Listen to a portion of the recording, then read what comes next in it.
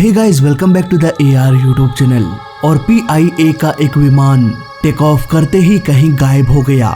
इस गायब प्लेन को ढूंढने के लिए इंडिया, पाकिस्तान और अफगानिस्तान तीनों कंट्री लग गए, पर दिन, महीने, साल गुजरने के बाद भी इस प्लेन का कुछ भी पता नहीं चल पाया। आज 33 सालों से भी अधिक समय गुजर चुका है। PIA का ये विमान आज भी गायब है। कुछ लोग कहते हैं कि एक बड़े जानवर ने इस प्लेन को खा लिया। कुछ का ये कहना है कि इसे भारत ने मार गिराया। इवन कुछ लोग तो ये भी मानते हैं कि ये प्लेन दूसरी दुनिया में, किसी दूसरे डायमेंशन में जा चुका है। आखिर सच क्या है? क्यों आज भी ये प्लेन एक मिस्ट्री बना हुआ है? आइए पता लगाने की कोशिश करते हैं आज के इस वीडियो में। अगस्त 25, 1989 PIA यानी कि Pakistan international airline flight 404 Gilgit airport से उड़ान भरने वाला था। प्लेन में 49 पैसेंजर्स के साथ साथ 5 क्रू मेंबर सुबह के करीब 7:30 में सवार हो गए। प्लेन कुछ ही देर में टेक ऑफ करने वाला था। ATC ने टेक ऑफ की इजाजत दे दिया। 7:36 में ये प्लेन गिलगित पाकिस्तान से उड़ान भरा। ये एक डोमेस्टिक फ्लाइट थी। इस प्लेन को इस्लामाबाद एयरपोर्ट में लैंड करना था। इसके लिए इस प्लेन को पहाड़ पर्वतों के ऊपर से होते हुए उड़ान भरना था। ATC के गाइडेंस के अनुसार ये प्लेन अपने मंजिल की ओर निकल पड़ा। प्लेन में सब कुछ ठीक चल रहा था। ATC ने करीब 5 मिनट्स तक फ्लाइट 404 को गाइड किया। बर्फीले पहाड़ों के ऊपर से होते हुए अब ये प्लेन इस्लामाबाद इंटरनेशनल एयरपोर्ट की ओर निकल पड़ा। उड़ान के करीब 9 मिनट बाद ATC ने दोबारा से प्लेन से कांटेक्ट किया, पर ATC को कोई भी जवाब नहीं मिला। कुछ ही मिनटों बाद फिर से बैक टू बैक कोशिश किया गया प्लेन से कांटेक्ट करने की, लेकिन नो रिस्पॉन्स। ATC को अब अंदेशा लग चुका था कि फ्लाइट 404 के साथ एक बहुत बड़ी अनहोनी हो चुकी है। तुरंत ही एक हेलीकॉप्टर को उसी रास्ते की ओर भेज दिया गया, पर कई घंटों के चक्कर लगाने के बावजूद भी फ्लाइट 404 का कुछ भी पता नहीं चल पाया। पाकिस्तान ने भारत से भी मदद मांगा, ये कहते हुए कि हमारा एक प्लेन मिसिंग है, इसे खोजने में हमारी मदद करे।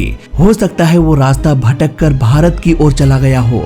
अब भारत ने भी सर्च ऑपरेशन में हिस्सा लिया, पर फ्लाइट 404 अब भी लापता ही रहा। 4 दिनों तक लगातार हेलीकॉप्टर और प्लेन उड़ता रहा, पर कहीं भी प्लेन क्रैश का कोई भी सुराग दिखाई नहीं दिया। गिलगित के आसपास के पर्वतों की मैक्सिमम ऊंचाई 26,000 फीट तक चली जाती है। इसीलिए इतने एल्टीट्यूड में ठंड इतनी बढ़ जाती है कि पूरे पर्वत में बर्फ जमना शुरू हो जाता है। सफेद बर्फ में सफेद प्लेन दिखाई भी नहीं देता।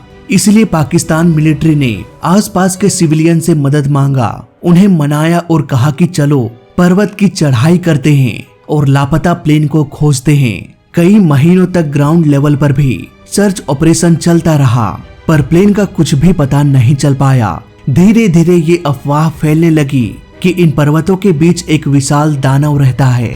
इसी दानव ने प्लेन को क्रैश करा दिया। हद तो तब हो गई जब पाकिस्तानी मिलिट्री फ्लाइट 404 को ढूंढने में नाकाम हो गई। तब एक बहुत बड़ा इल्जाम लगा दिया गया भारत पर। पाकिस्तानी मिलिट्री ने कहा कि फ्लाइट 404 भारतीय सीमा में चला गया और भारतीय मिलिट्री वालों ने फ्लाइट 404 पर अटैक करके मार गिराया। खैर, समय गुजरने के साथ साथ सर्च ऑपरेशन को भी बंद कर दिया गया और धीरे धीरे इस घटना को 33 साल गुजर गए। इस क्रैश का इन्वेस्टिगेशन कभी हुआ नहीं, क्योंकि इस प्लेन का मलबा ही नहीं मिला। आज भी ये एक मिस्ट्री बना हुआ है कि आखिर PIA फ्लाइट 404 के साथ क्या हुआ। आइए 33 साल बाद आज हम इसके सारे सबूतों को, सारे इवेंट्स को ध्यान में रखते हुए इस मिस्टीरियस प्लेन से पर्दा उठाने की कोशिश करते हैं। इस मिस्टीरियस घटना को बारीकी से समझने के लिए सबसे पहले हमें ये देखना पड़ेगा कि आखिर ये एयरपोर्ट है कहाँ। तो ये है गिलगित एयरपोर्ट, जो विशाल पर्वतों से घिरा है। जब भी यहाँ से प्लेन्स टेक ऑफ करते हैं तो ऐसा नहीं है कि सीधे टेक ऑफ किया और पर्वतों के ऊपर से उड़कर निकल गए। नहीं, ऐसा नहीं होता। यहाँ पर प्लेन्स को पर्वतों के बीच से होकर उड़ान भरना पड़ता है। गिलगित के एयरपोर्ट में मैंने मार्क किया है येलो लाइन से। प्लेन इसी रास्ते से होकर पर्वतों के बीच से इस्लामाबाद जाते हैं, लेकिन यहाँ पर एक जगह है बुंजी। बुंजी के बाद राइट साइड में ब्लू पाथ दिख रहा होगा। कभी कभी प्लेन्स इन ब्लू रास्तों से भी फ्लाई कर जाते हैं, पर ऐसा क्यों?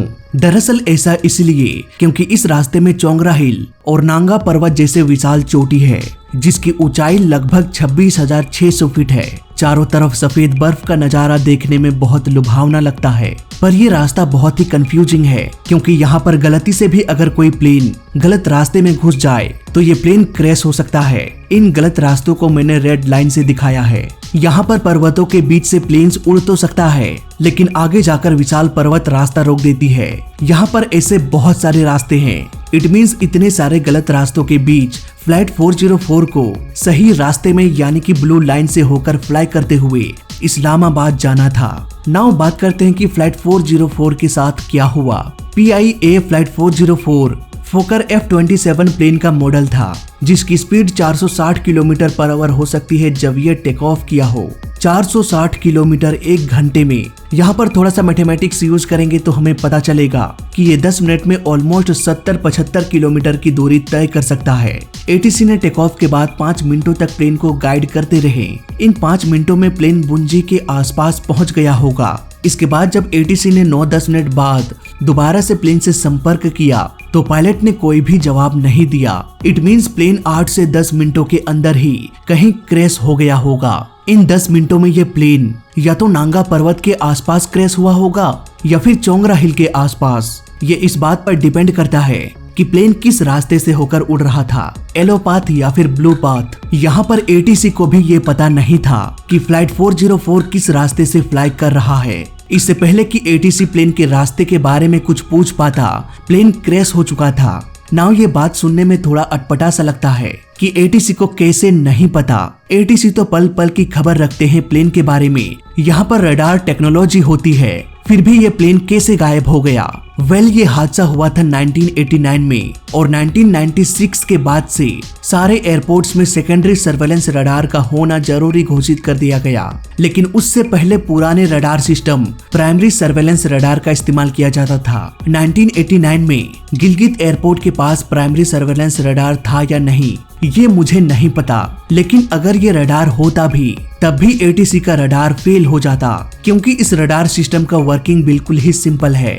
यहाँ पर रडार एक सिग्नल भेजता है प्लेन तक और वो सिग्नल प्लेन से टकराकर वापस रडार तक पहुँच जाती है, जिससे ये पता चल जाता है कि प्लेन कहाँ पर है। लेकिन अगर इन दोनों के बीच एक पर्वत आ जाए तो ये रडार का सिग्नल रास्ते में ही ब्लॉक हो जाएगा, ये प्लेन तक नहीं पहुँच पाएगा और एयरपोर्ट में लगा प्राइमरी सर्वेलेंस रडार को ये पता नहीं चल पाएगा कि आखिर प्लेन का लोकेशन क्या है। यही वजह है कि गिलगित ATC को भी ये पता नहीं था कि PIA फ्लाइट 401 किस लोकेशन से किस रास्ते से फ्लाई कर रहा है। इस प्लेन के साथ आखिर असल में क्या हुआ, ये कहां पर क्रैश हुआ, इसकी बहुत सारी पॉसिबिलिटीज हो सकती है, जिसमें से सबसे बड़ी पॉसिबिलिटी ये है कि पायलट अपना रास्ता ही भूल गया होगा। अगर ये प्लेन येलो लाइन या ब्लू लाइन के ऊपर उड़ता जिसे मैंने मैप पर ड्रॉ किया है तो ये कहीं न कहीं इन्हीं पहाड़ियों के बीच क्रैश होता। इन दोनों ही रास्तों में इंडस रिवर, स्टोर रिवर बहती है। यही वजह है कि यहाँ पर बहुत सारे छोटे छोटे बस्तियां भी मौजूद है।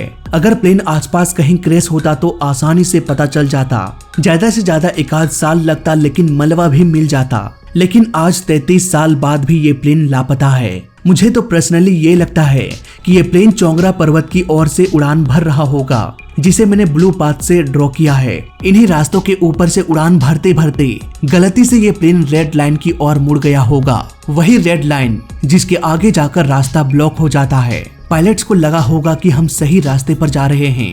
अगर रास्ते में बादल या लो विजिबिलिटी हो सकता है वो ठीक से देख नहीं पाए होंगे।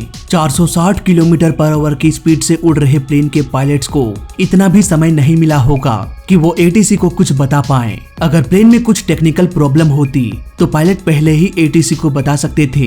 प्लेन के साथ जो कुछ भी हुआ अचानक से हुआ, शायद कुछ भी बोलने का मौका नहीं मिला हो। ऐसा तभी हो सकता है जब ये प्लेन अचानक से किसी हिल से टकरा गया हो। जब बर्फीले पहाड़ों में तेज कोलिजन होती है तो ढेर सारा बर्फ खिसकने लगती है। फ्लाइट 404 के कोलिजन के बाद भी बर्फ खिसक कर नीचे आया होगा और हो सकता है ये छोटा सा प्लेन इसी बर्फ के चादर में दफन हो गया हो। इसके अलावा अगर प्लेन में आग लगी होगी तो आसपास का बर्फ पिघलना शुरू हो गया होगा और जैसे जैसे बर्फ पिघलेगा प्लेन और भी अंदर धंसता जाएगा और इस तरह से ये प्लेन भी बर्फ में डूब सकता है। अगर सही समय पर क्रैश के लोकेशन का पता नहीं लगता है तो ऐसे प्लेन को खोज पाना ऑलमोस्ट इम्पॉसिबल हो जाएगा। शायद इसीलिए PIA फ्लाइट 404 आज भी लापता है। नाउ आज का दौर बदल चुका है। प्राइमरी सर्वेलेंस रडार की जगह एडवांस सेकेंडरी सर्वेलेंस रडार आ चुका है। ADS-B आ चुका है जो सीधे सैटेलाइट से डाटा लेता है और प्लेन के लोकेशन का पता लगा लेता है। इसको कोई फर्क नहीं पड़ता कि रास्ते में पहाड़ आ जाए या फिर कोई दानव। ADS-B से कुछ भी छिपने वाला नहीं है। इस ADS-B के पास प्लेन की इतनी सटीक और इतनी अधिक जानकारी होती है जितना कि आपके बारे में आपके आधार कार्ड में भी नहीं होता। कुल मिला के कहा जाए तो आज के दौर में ऐसी घटना होना इम्पॉसिबल है जब तक कि कोई पायलट जानबूझकर प्लेन को क्रैश न करा दे। MS-370 का ही एग्जाम्पल ले लेते हैं। इस केस के इन्वेस्टिगेशन के दौरान हमें कई सारे ऐसे सबूत मिले जो ये दिखाता था कि पायलट ने ही जानबूझकर MS-370 को क्रैश कराया। इसीलिए तो ये प्लेन आज भी लापता है। MS-370 के वीडियो का लिंक आपको डिस्क्रिप्शन में मिल जाएगा। तो फिलहाल इस वीडियो में अभी तक के लिए बस इतना ही। वीडियो अच्छा लगा तो लाइक कर देना, बुरा लगा तो डिसलाइक कर देना और दोनों ही केस में इस चैनल को सब्सक्राइब कर देना क्योंकि इस चैनल में सीखने के लिए बहुत कुछ है। तो मैं मिलता हूँ आपसे अगली वीडियो में, तब तक के लिए देखते रहिए और सीखते रहिए। जय हिंद, वंदे मातरम।